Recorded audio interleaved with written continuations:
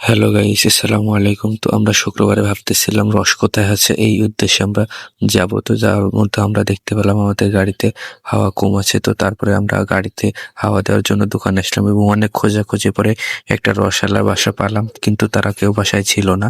তো তারপরে আমরা একটা জায়গায় ঘুরতে যাবো তাই ভাবতেছিলাম। দেখুন সূর্য মামাটাও অনেক সুন্দর।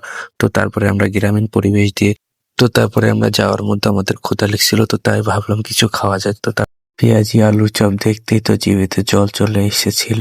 তবে ছোলা এবং পেঁয়াজিটা ভালো ছিল। তো তারপরে পেঁয়াজিটা সেরকম ভালো ছিল না। তারপরে আমরা একটা ব্ল্যাক কফির অর্ডার দিই। তো তারপরে আমরা ব্ল্যাক কফিটি খাই। আসলে ব্ল্যাক কফিটিও যেরকম কালো, মগটিও তেমন কালো। তো তারপরে আমরা সোজা আর একটা জায়গায় গিয়েছিলাম, এইখানে যশোরের যশ খেজুরের রস, এই কথার মিল পাওয়ার জন্য, যাতে এ করে রাস্তার দুই সাইডে খেজুর গাছ দেখা গিয়েছিল, এই জন্য এখানে আমরা এসেছিলাম। তো ভিডিওটি কেমন লেগেছে কমেন্ট করে জানাবেন আর অবশ্যই সাবস্ক্রাইব করে দিবেন।